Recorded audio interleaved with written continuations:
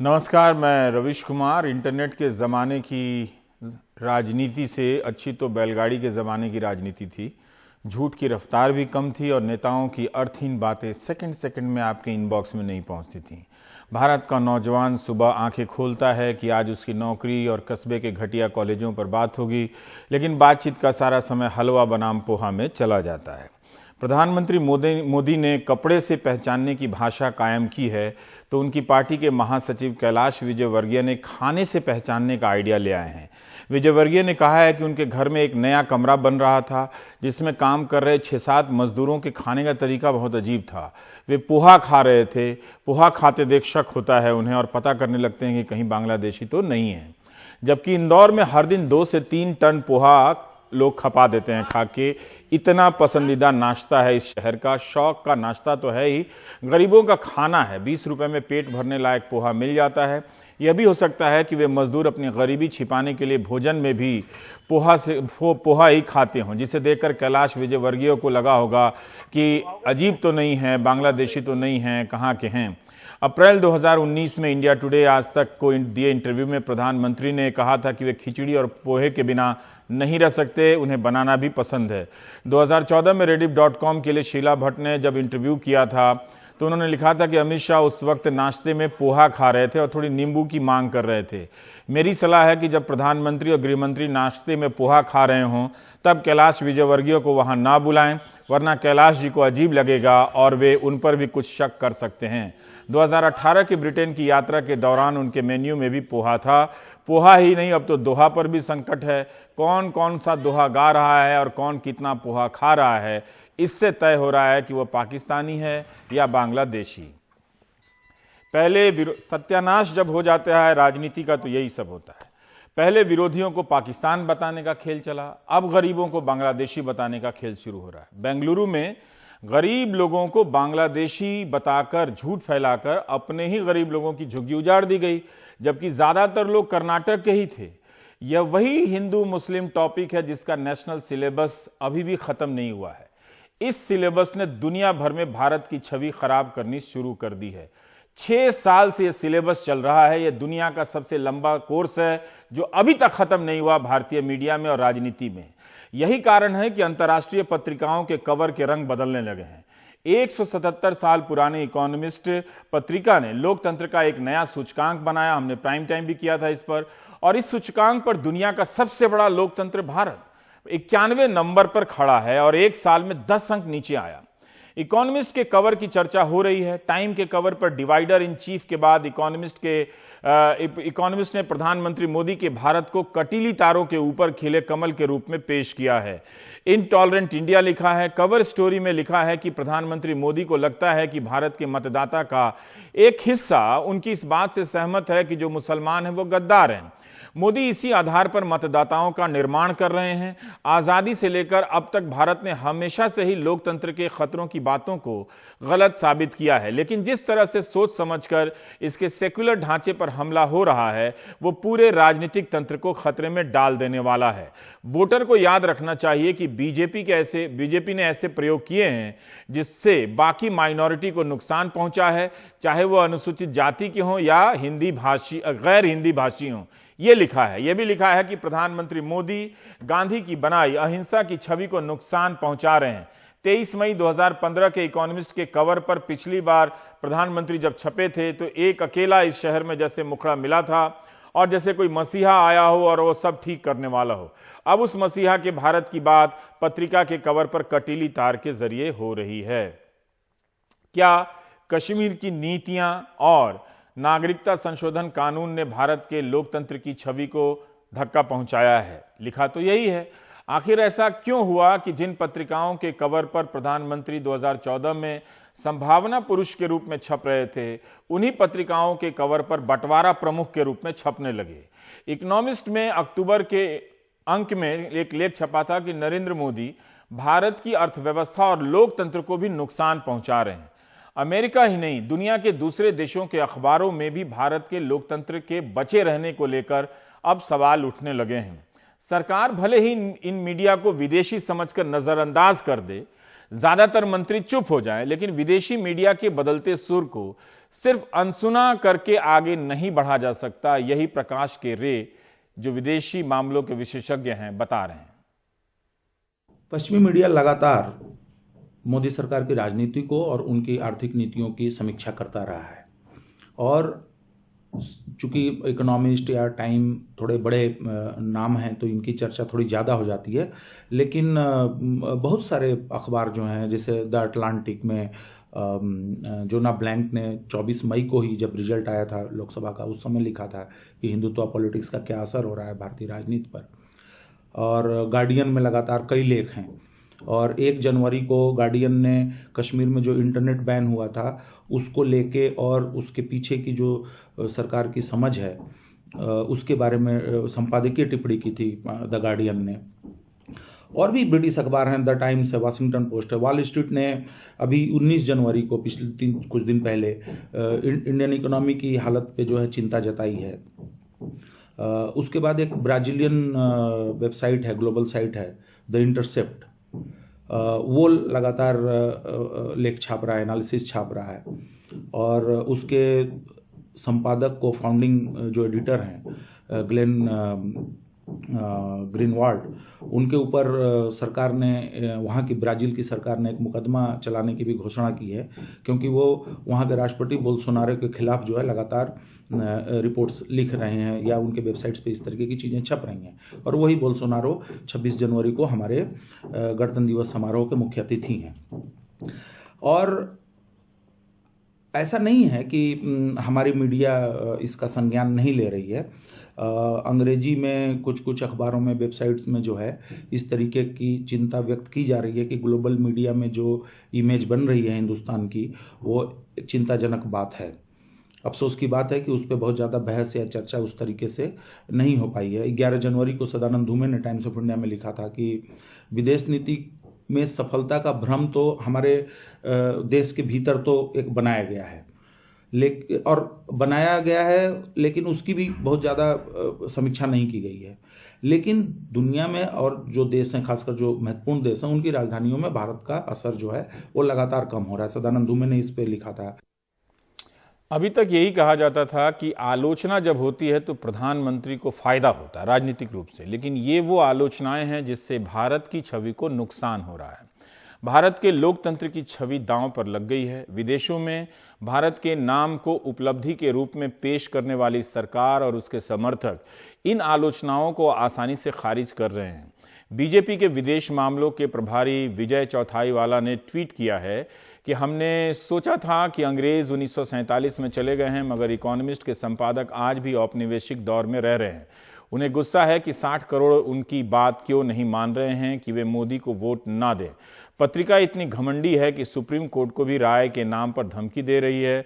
इनके हिसाब से कथित तौर पर अवैध प्रवासियों को निशाना बनाया जा रहा है, तो फिर इंग्लैंड में क्या हो रहा है। इकोनॉमिस्ट ब्रिटेन की पत्रिका है, इसलिए विजय चौथाईवाला अंग्रेजी राज की बात कर रहे हैं, पत्रिका को घमंडी बता रहे हैं। लेकिन इस पत्रिका ने जब तारीफ में लेख छापे थे तब घमंडी नहीं कहा था। क्या इस पैमाने से किसी पत्रिका के कवर को समझा जा सकता है, स्टोरी को समझा जा सकता है?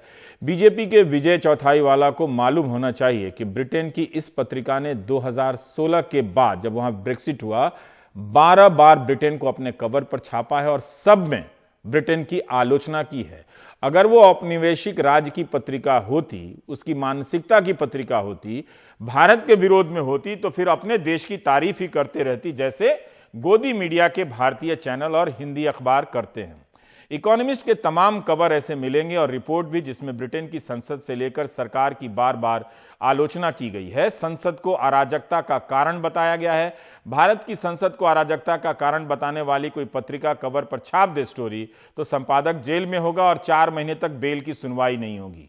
कहीं विजय चौथाईवाला ने इकोनॉमिस्ट को हिंदू अखबार और हिंदी अखबार और चैनलों की तरह तो नहीं समझ लिया है। दुनिया के कितने मुल्कों में स्टेडियम किराए पर लेकर कितनी रैलियां की गईं। उनका यही तो मकसद था कि भारत की जनता को दिखाया जाए गांव-गांव में कि विदेशों में भारतीयों के बीच भारत का नाम हो रहा है। अब वहां की पत्रिकाएं आलोचनाएं कर रही हैं तो उन्हें 1947 के पहले के अंग्रेजों से जोड़ा जा रहा है। ऐसा नहीं था कि कभी इन पत्रिकाओं ने प्रधानमंत्री मोदी को हीरो की तरह नहीं छापा। तब उनकी सरकार और समर्थक इन पत्रिकाओं को लेख को हार की तरह गले लगाकर घुमा करते थे। 9 मई 2019 का टाइम पत्रिका के कवर प्रधानमंत्री को डिवाइडर इन चीफ कहा गया। किसी ने सोचा नहीं होगा। इस स्टोरी को लिखने वाले पत्रकार आतिश तासिर की ओवरसीज इंडियन कार्ड तुरंत ही वापस ले लिया गया, जबकि 4 साल पहले 7 मई 2015 में इसी पत्रिका के कवर पर प्रधानमंत्री मोदी का जिक्र एक अनिवार्य नेता के रूप में होता है। कवर पर प्रधानमंत्री की ही बात लिखी है कि दुनिया के लिए जरूरी है कि भारत एक ग्लोबल पावर के रूप में उभरे। ये एक्सक्लूसिव इंटरव्यू था। 4 साल बाद इसी पत्रिका के कवर पर प्रधानमंत्री के चेहरे पर उस राजनीति की लकीरें गहरी होने नजर आने लगती हैं और उन्हें डिवाइडर इन चीफ, बंटवारा प्रमुख कहा गया है। हम लोग भूल जाते हैं, कितना याद रखेंगे।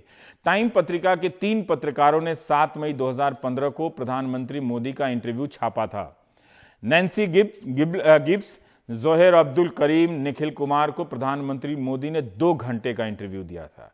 इस इंटरव्यू के साथ उसी टाइम के अंक में पत्रकार निखिल कुमार ने एक अलग से लेख लिखा जो प्रधानमंत्री और इंटरव्यू के बारे में था। इसका शीर्षक था कि नरेंद्र मोदी भारत को कैसे बदलना चाहते हैं, कैसे मोदी ने 1 साल के कार्यकाल के भीतर अपने आप को ग्लोबल पॉलिटिकल स्टार के रूप में स्थापित किया।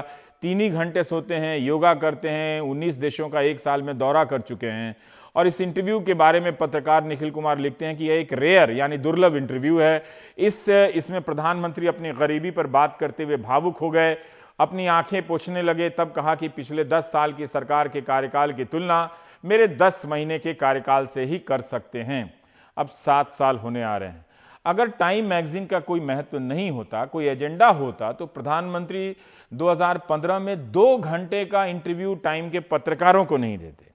यही नहीं, इंटरव्यू छपने के अगले दिन विदेश मंत्रालय अपनी वेबसाइट पर इसी इंटरव्यू का पूरा हिंदी अनुवाद भी छापता है। अब जब टाइम में आलोचना छप रही है तो उसके पत्रकार से ओवरसीज इंडियन का कार्ड ले लिया जाता है। जब तारीफ छपती है तो विदेश मंत्रालय उसका हिंदी अनुवाद छापकर हिंदी के दर्शकों तक पहुंचाता है। 2015 में प्रधानमंत्री मोदी टाइम की पत्रिका से एक बात कहते हैं कि कैसे उनके 10 महीने के कार्यकाल में ही ग्लोबल एजेंसियां उत्साहित हो गई हैं। वे कहते हैं, और उन्हें मैं कोट कर रहा हूं अगर ठीक ठीक अनुवाद है तो, पिछले 10 महीनों में भारत ने ब्रिक्स में अपनी स्थिति ब्रिक्स में अपनी स्थिति फिर से हासिल की है। अंतर्राष्ट्रीय रूप से चाहे IMF हो, इंटरनेशनल मॉनिटरी फंड हो, विश्व बैंक हो, मूडी हो या दूसरी क्रेडिट एजेंसियां हो, सब की सब एक ही आवाज में कह रही हैं कि भारत का आर्थिक भविष्य शानदार है। यह तेज गति से बढ़ रहा है और दुनिया के इकोनॉमिक सिस्टम में स्थिरता और विकास का कारण बन गया है। भारत दुनिया की तेजी से बढ़ती हुई अर्थव्यवस्था है। सोचिए, तब प्रधानमंत्री कह रहे हैं कि भारत के कारण दुनिया की अर्थव्यवस्था में तेजी आ रही है, विकास हो रहा है। इन पत्रिकाओं और एजेंसियों की रिपोर्ट को महत्व भी दे रहे हैं, उन्हें अपनी वेबसाइट पर छाप रहे हैं, ट्वीट कर रहे हैं। जिस मूडी का नाम प्रधानमंत्री मोदी ले रहे हैं, उस रेटिंग एजेंसी ने अप्रैल 2015 में भारत की रेटिंग स्थिर से बढ़ाकर सकारात्मक यानी पॉजिटिव कर दी थी। इसे नरेंद्र मोदी की वेबसाइट पर छापा गया था।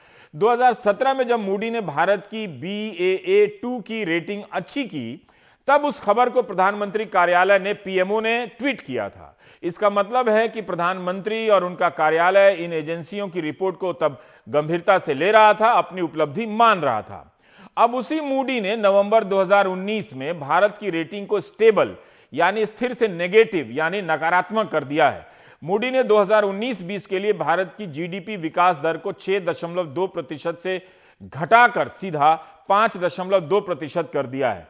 4 साल बाद IMF की प्रमुख गीता गोपीनाथ कहती हैं कि भारत के कारण ही, देखिए प्रधानमंत्री कहते हैं कि भारत के कारण दुनिया की अर्थव्यवस्था में स्थिरता आ रही है, लेकिन अब गीता गोपीनाथ कहती हैं कि भारत के कारण ही दुनिया की अर्थव्यवस्था की रफ्तार धीमी हो रही है। Now we have downward revisions of 0.2% for all of the 3 years. The biggest contributor to the revision is India. In India, relative to the numbers we had projected in October, there was the first 2 quarters of the fiscal year 2019-20 came in much weaker than expected. And an important reason for this is stress in the financial sector, particularly in the non-bank financial sector, and because of which there's been a sharp slowing of credit growth. In addition to that, there was weak rural income growth, and that has also affected domestic demand. पिछले साल discovery channel ने प्रधानमंत्री को अपने man versus wild कार्यक्रम में शामिल किया था। 12 अगस्त 2019 को यह कार्यक्रम प्रसारित हुआ, जिसमें प्रधानमंत्री मोदी ने अंग्रेजी बोलने समझने वाले एंकर बेयर ग्रिल्स से हिंदी में बात की थी। बेयर ग्रिल्स ने ट्वीट किया था कि अमेरिका के सुपर बोल्स फुटबॉल मैच के टीवी प्रसारण से भी ज्यादा इस कार्यक्रम को देखा गया, जो एक रिकॉर्ड था। 2012 में इसी टाइम पत्रिका ने गुजरात के मुख्यमंत्री नरेंद्र मोदी की काफी तारीफ की थी और अपने कवर पर छापा था जब प्रधानमंत्री मुख्यमंत्री थे। इसके कवर पर लिखा है कि मोदी मीन्स बिजनेस, लेकिन क्या वे भारत का नेतृत्व कर सकते हैं। लाल कृष्ण आडवाणी ने तब कहा था कि सरदार वल्लभ भाई पटेल और महात्मा गांधी के बाद तीसरे गुजराती हैं जिनकी कवर स्टोरी टाइम मैगजीन ने छापी है। सोचिए, 7 साल बाद इसी पत्रिका के कवर पर प्रधानमंत्री मोदी बंटवारा प्रमुख की उपाधि पाते हैं। सरदार पटेल और गांधी तो भारत को बनाने और एकजुट करने वाले के रूप में छपे थे, प्रधानमंत्री डिवाइडर इन चीफ के रूप में छपे हैं। तब जब टाइम पत्रिका का कवर अच्छा था तो अब क्यों अच्छा नहीं है? इससे पहले कि आप यह समझें कि टाइम पत्रिका प्रधानमंत्री मोदी को लेकर पर्सनल हो गई है, तो आपको 2012 का ही उसके कवर को देखना चाहिए। तब प्रधानमंत्री मनमोहन सिंह को 2012 में इसी टाइम पत्रिका ने अंडर अचीवर यानी उम्मीद से कम हासिल करने वाला नेता कहा था। तब बीजेपी उत्साहित हो गई थी। बीजेपी के नेता तरुण विजय ने मोदी के कवर और मनमोहन सिंह के कवर की तुलना करते हुए कहा था कि टाइम मैगजीन के कवर पर छपने वाले 2 भारतीयों के बीच कितना अंतर है। गुजरात के मुख्यमंत्री की कहानी सुरक्षा, बिजनेस, प्रगति और विकास की है, वही मनमोहन सिंह की कहानी नाकामी, भ्रष्टाचार और रुपए के गिरावट की है। अब तो आप पूछते भी नहीं कि रुपया कितना कमजोर हुआ है। विदेशी पत्रिका में छपी है इसलिए भी यह बड़ी नहीं हो जाती है, मैं मानता हूं, लेकिन विदेशी पत्रिका में छपी है इसलिए भी यह कहानी छोटी नहीं हो जाती। देखा जाना चाहिए कि किन बातों को लेकर लोकतंत्र पर खतरे की बात कही गई है। क्या उन बातों को करते वक्त, लिखते वक्त तथ्यों को ठीक से पेश किया गया है? क्या वो बातें सही हैं? 9 दिसंबर 2019 को blood and soil in Narendra Modi's India शीर्षक से न्यूयॉर्कर पत्रिका में गुजरात दंगों से लेकर कश्मीर को लेकर सरकार के फैसले की पृष्ठभूमि में, बैकग्राउंड में प्रधानमंत्री की राजनीतिक वैचारिक यात्रा का विस्तार से वर्णन किया जाता है।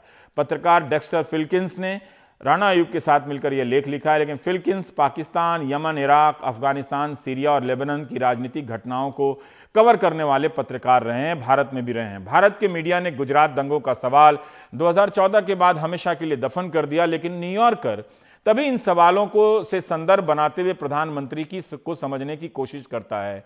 आखिर वो क्यों उन पुराने संदर्भों की तरफ लौटता है, इसे सोचना चाहिए, समझना चाहिए। भारत के प्रेस की हालत भारत में आप सब जानते हैं, पता है आपको, दुनिया को भी पता है। पत्रकार की जगह फिल्म स्टार इंटरव्यू ले रहे हैं, गीतकार इंटरव्यू ले रहे हैं। आम जनता भी मीडिया को गोदी मीडिया कहने लगी है। हाल ही में अमेजॉन के प्रमुख जेफ बेजोस भारत आए तो $1 अरब के निवेश का बैंड बाजा बजाने लगे। अमेजॉन के प्रमुख जो जेफ बेजोस हैं, उन्होंने भारत की तारीफ की, लोकतंत्र की तारीफ में ट्वीट कर दिया कि यह भारत की सदी है। तो इससे भी बीजेपी के जो विदेश मामलों के प्रभारी हैं विजय चौथाईवाला नाराज हो गए। बीजेपी के प्रमुख उन्होंने ट्वीट कर दिया कि कृपया आप वॉशिंगटन डीसी में अपने कर्मचारियों से ये बात कहिए, वरना आप जो ये लुभाने का काम कर रहे हैं, पैसे और वक्त की बर्बादी है। आप बताइए। हां, जब बीजेपी के विजय चौथाईवाला ने अमेजॉन के प्रमुख को सुना दिया, एक तरह से टॉन्ट कर दिया कि वॉशिंगटन पोस्ट के वरिष्ठ संपादक ने अगले दिन ट्वीट किया। लोपेज ने अपने ट्वीट में कहा कि जेफ बेजोस वॉशिंगटन पोस्ट के पत्रकारों को नहीं कहते कि क्या लिखना है। स्वतंत्र पत्रकारिता का मतलब सरकारों की खुशामद करना नहीं है। भारत की लोकतंत्र की परंपराओं के तहत ही हमारे संवाददाताओं और कॉलम लिखने वाले काम करते हैं। देखिए, भारत में गोदी मीडिया को लेकर कितना सवाल उठा, और भारत में कौन स्वामी है इन अखबारों और चैनलों के, कोई उनकी बात ही नहीं करता। लेकिन वॉशिंगटन पोस्ट का एडिटर अपने मालिक के बारे में ट्वीट कर देता है कि ये हम लोगों को नहीं बताते कि हमें क्या लिखना है, ना ही हम इनके कहने पर लिखते हैं। तो ये बेसिक अंतर है। हालांकि हम लोग विश्व गुरु हो गए हैं अब। वॉशिंगटन पोस्ट ने ही 1972 में वाटरगेट स्कैंडल को उजागर किया था और उस वक्त अमेरिका के राष्ट्रपति निक्सन को इस्तीफा देना पड़ा था। दुनिया भर में पत्रकारिता के क्लासरूम में पेंटागन पेपर्स पढ़ाया जाता है। इस अखबार के पुराने मालिक को लेकर एक बहुत अच्छी फिल्म आई, द पोस्ट। यह फिल्म जरूर देखिएगा, आप समझ पाएंगे कि एक अखबार को अखबार बनाने में मालिक की क्या भूमिका होती है और उस अखबार को ठोंगा बनाने में भी मालिक की क्या भूमिका होती है। अंग्रेजी में फिल्म है, लेकिन आप हिंदी में समझ जाएंगे, भोजपुरी में लिख देंगे। अब वॉशिंगटन पोस्ट के मालिक अमेजॉन के मालिक हैं, मालिकाना बदल गया है। अगर भारत की मीडिया में जान बची होती, उसकी साख बची होती, तो भारत के ही प्रधानमंत्री अपने कार्यकर्ताओं से यह न कह रहे होते कि हमें अब माध्यमों की जरूरत नहीं है। हमारी मुसीबतें इसलिए नहीं है कि हम गलत कर रहे हैं, हमारी मुसीबतें इसलिए है कि देश की जनता हम पर आशीर्वाद बरसा रही है। और इसलिए चुनावी राजनीति में जिनको जनता ने नकार दिया है, जिनकी बात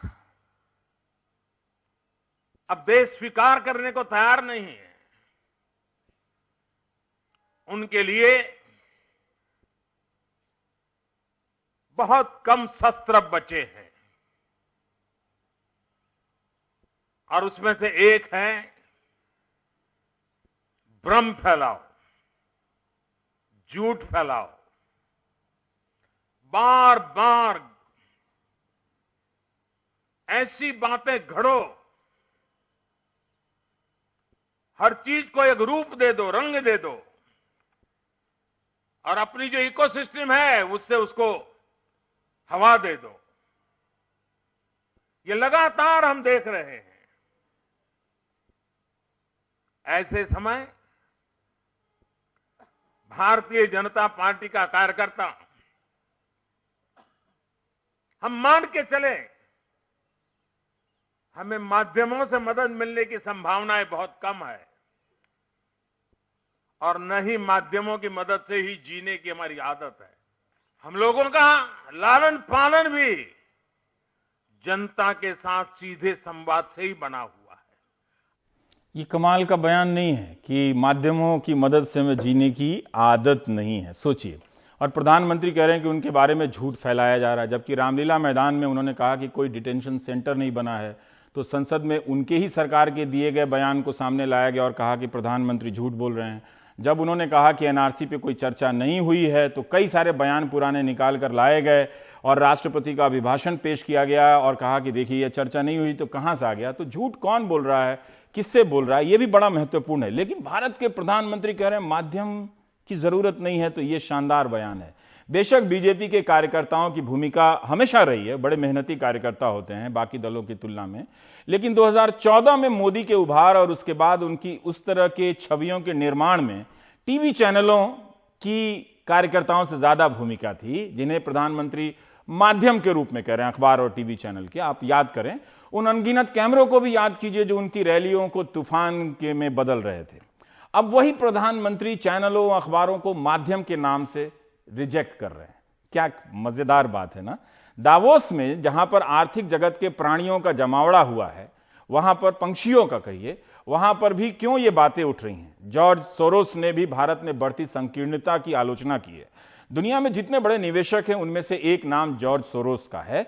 सोरोस का जन्म हंगरी में हुआ 1930 में।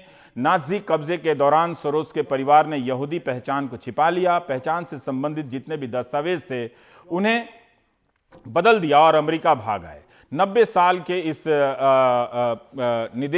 निवेशक सोरोस भारत पर आने से पहले कहते हैं कि अमेरिका, रूस, चीन में सत्ता डिक्टेटर या तानाशाही विचार वाले नेताओं के हाथ में है। दुनिया भर में ऐसी सरकारें बनने लगी हैं। सोरोस खुलकर राष्ट्रपति ट्रंप की भी आलोचना करते हैं, उन्हें धोखेबाज कहते हैं। सोचिए, अमेरिका से आकर इसके भारत का कोई निवेशक कह दे तो पता नहीं उसके यहाँ कितने ईडी के छापे पड़ेंगे और 10 दिनों तक लाइव कवरेज होता रहेगा।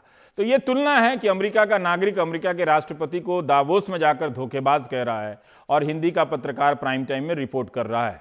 उसके बाद भारत के प्रधानमंत्री मोदी का जिक्र करते हुए सोरोस कहते हैं कि नरेंद्र मोदी भारत को एक हिंदू राष्ट्रवादी देश बनाना चाहते हैं। एक मुस्लिम बहुल अर्ध स्वायत्त कश्मीर पर मोदी ने दंडात्मक कार्रवाई की है। करोड़ों मुसलमानों को उनकी नागरिकता से वंचित करने की धमकी दी है।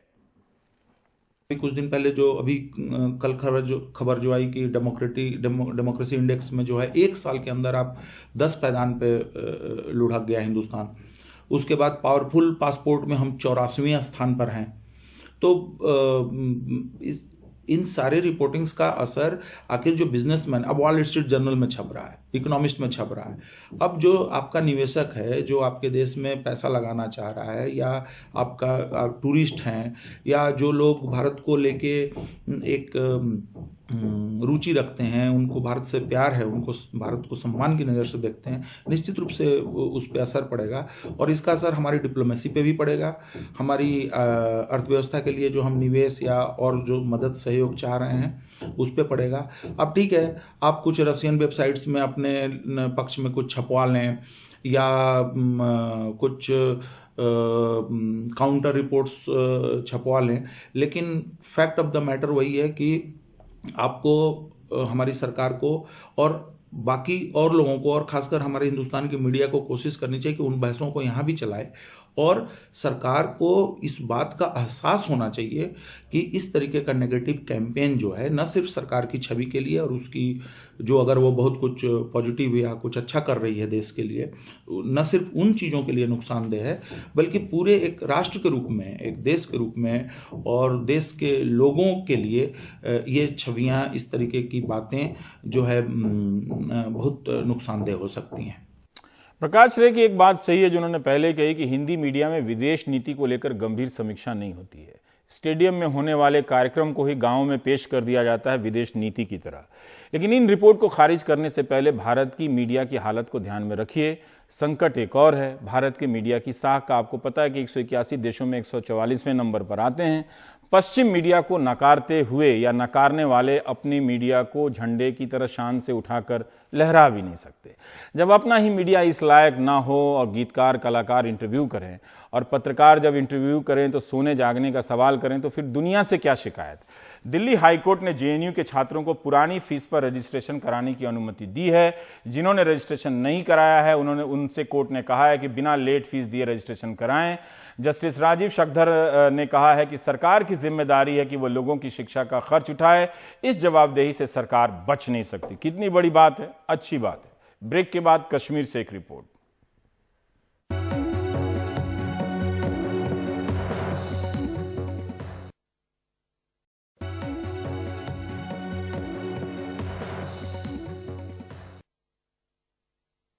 जम्मू कश्मीर पुलिस के डीएसपी देवेंद्र सिंह को हिजबुल मुजाहिदीन के आतंकियों के साथ ले जाते हुए गिरफ्तार किया गया। शुरुआती जानकारी के बाद अब कोई बड़ी जानकारी नहीं आ रही है। नज़ीर मसूदी की ये रिपोर्ट देखिए, आपको एक बानगी मिलेगी कि वहां आतंक की लड़ाई के कितने अंधेरे रास्ते हैं, उन रास्तों पर किसका किससे संबंध है। कुछ भी ठोस तरीके से कहना या खारिज करना आसान नहीं होता है। दक्षिण कश्मीर के शोपियां में हाल का एक एनकाउंटर जिसमें हिजबुल मुजाहिदीन के 3 आतंकवादी मारे गए, लेकिन इनमें से एक तो पहले पुलिस से ही जुड़ा था, आदिल बशीर शेख। अक्टूबर 2018 में एक स्पेशल पुलिस ऑफिसर यानी एसपीओ आदिल की एक फोटो वायरल हुई जिसमें वो हिजबुल के आतंकवादियों के साथ नजर आ रहा था। इससे कुछ दिन पहले ही वो श्रीनगर में एक पूर्व पीडीपी विधायक के यहां से गार्ड ड्यूटी से भाग गया था, साथ AK-47 राइफल लेकर। आदिल शेख एक नए और खतरनाक रुझान का एक हिस्सा है जिसके तहत कई पुलिस वाले भगोड़े हुए हैं। पिछले 4 साल के दौरान 13 पुलिस वाले नौकरी छोड़कर मिलिटेंसी में शामिल हुए। इसी दौरान 2 फौजी जवान भी अपनी नौकरी छोड़कर मिलिटेंसी का हिस्सा बने। आदिल कश्मीर के एक नए खतरनाक चलन का हिस्सा है जिसमें पुलिस वाले हथियार लेकर भाग रहे हैं। पिछले 4 साल में 13 लोगों ने जम्मू कश्मीर पुलिस का साथ छोड़ा है और आतंकवादियों से जा मिले हैं। सेना से जुड़े 2 लोगों ने भी कुछ ऐसा ही किया। इससे पहले के 4 वर्षों में इस तरह की सिर्फ एक घटना हुई थी। 2012 में एक पुलिस सिपाही श्रीनगर में आतंकवाद से जुड़े मामले में पकड़ा गया था। एक और चिंता की बात यह है कि 177 राइफलें, जिनमें से ज्यादातर AK-47 थीं, गायब हो गईं, जिनमें से कुछ को पुलिस छोड़ने वाले अपने साथ ले गए। इनमें से 105 अकेले 2016 में गायब हुईं। इसी साल बुरहान वानी के मारे जाने के बाद घाटी में बवाल हुआ था। इन 177 राइफलों में से अब तक 70 ही बरामद हो सकी हैं। तो जम्मू कश्मीर पुलिस से जुड़े लोग ऐसा क्यों कर रहे हैं? दक्षिण कश्मीर के शोपियां में जैनपोरा गांव में आदिल शेख के घर में शोक और सदमा है। परिवार का कहना है कि उसने सुरक्षा बलों की ज्यादतियों से नाराज होकर पुलिस छोड़ी थी। हमारी गरीबी की वजह से परिवार की मदद के लिए उसने एसपीओ की नौकरी की, लेकिन ये सिलसिला ज़्यादा लंबा नहीं चल सका। हमने कभी नहीं सोचा था कि वो इस तरह का कोई कदम उठाएगा। हो सकता है कि आदिल शेख खाकी वर्दी वाले एक और शख्स दविंदर सिंह की दी हुई सूचना पर मारा गया हो। दविंदर को उस वक्त पकड़ा गया जब वो 2 आतंकवादियों को लेकर जा रहा था, जिनमें हिजबुल मुजाहिदीन कमांडर नवीद बाबू भी था। नवीद भी पहले पुलिस से जुड़ा रहा है। वो सिपाही था जो 2017 में एक पुलिस चौकी से 4 AK राइफल लेकर भागा। इन दोनों से मिली जानकारी के आधार पर पुलिस ने कई एनकाउंटर किए। इन्हीं में से एक में आदिल मारा गया। बड़े पुलिस अफसरों का कहना है कि अपनों के खिलाफ सख्त कार्रवाई में उनको कोई अफसोस नहीं है। देखिए, मैं नहीं समझता हूं कि ऐसे इंसान के ऊपर ये कहें कि इट्स पेनफुल। जो इस तरह की हरकत करेगा उसको उसका अंजाम भुगतना है। दविंदर अगर गजेटेड अफसर होके भी पुलिस का वो अपनी जो इस वक्त he is met his fate, अगर उसने को गलत किया तो ये जो एसपीओ का भाग जाना, जो उससे पहले आर्मी के 2 जवान जो 17-18 के दौरान और उसके बाद हुआ, तो हमने किसी के साथ कोई रियायत करी नहीं है। और जो कानून के खिलाफ चलता है वो कानून का दुश्मन है, और जो कानून का दुश्मन है उसके खिलाफ सख्त और सख्त कार्रवाई की जाए। लेकिन पुलिस के सामने सबसे बड़ा सवाल ये है कि आखिर क्यों इसके अपने ही कुछ जवान मिलिटेंसी में शामिल हुए।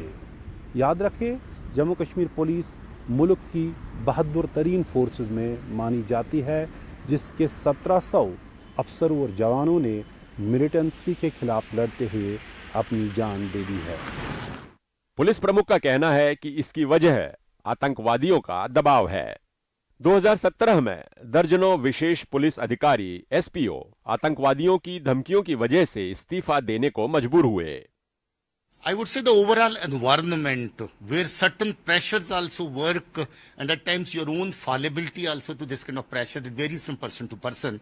But I'm proud that a large force is fighting with absolute grit and confidence, and one odd incident doesn't mean that we are having any weakness. That is an. लेकिन हकीकत अलग भी हो सकती है। हम पुलवामा के करीमाबाद पहुंचे, नसीर पंडित के घर, जो पहले पुलिस में सिपाही हुआ करता था। नसीर पंडित 2015 में जब भागा, उस वक्त वो मंत्री अल्ताफ बुखारी के यहाँ गार्ड ड्यूटी पर तैनात था। उसके पिता का कहना है कि वो इलाके में नशे के सौदागरों के खिलाफ लड़ रहा था, लेकिन पुलिस ने थाने में उसकी पिटाई की क्योंकि पुलिस नशे के सौदागरों से मिली हुई थी। इसी के बाद वो हिजबुल मुजाहिदीन से जुड़ गया। अब कानून के रखवालों ने उसे ऐसे सलूक किया तो वो रास्ता और क्या बच सकता था। शायद वो जज्बात में आकर उसने ये काम किया। ऐसा नहीं करना था। जो को कश्मीर में हर कुछ चलता है, यहाँ पैसों के लिए कुछ भी चलता है। ये तबाही जो कश्मीर में हुई उसका वजह है पैसा। उसके पिता ने माना कि उनके बेटे की वजह से कई नौजवान आतंकवादियों के साथ जुड़े। उसमें एक ऐसा कि वो किसी को भी मोटिवेट कर सकता है, क्योंकि उस वक्त जनूबी कश्मीर में कश्मीर में मिलिटेंसी का नाम ही नहीं था। लेकिन नसीर के आने के बाद इसमें भी बढ़ावा आ गया, क्योंकि वो किसी को भी अपने साथ मोटिवेट कर सकता था। ये भी नसीर की ही वजह से बन गई। वो ट्रेनिंग कितने लोगों को उसने दी होगी? मेरे जनूबी कश्मीर में आज भी जो भी हैं या इससे पहले भी थे, उनको ट्रेनिंग दी है। नसीर पंडित 2016 में मारा गया। पुलिस छोड़ने वाले 13 लोगों में से 2 को छोड़कर बाकी सभी या तो मार दिए गए हैं या गिरफ्तार कर लिए गए हैं। यह हकीकत अपनी जगह कि आदिल शेख, नवीद बाबू या डीएसपी दविंदर सिंह जैसे लोग जम्मू कश्मीर पुलिस की शक्ल नहीं बदल सकते हैं, लेकिन इन्हीं लोगों की वजह से कश्मीर में मिलिटेंसी का एक नया चेहरा सामने आया है, जिसने 2001 में हुए पार्लियामेंट पर हुए हमले या 2020 में हो रही मिलिटेंट एक्टिविटी पर नए सवाल खड़े किए हैं। श्रीनगर से नजीर मसूदी, DTV इंडिया के लिए।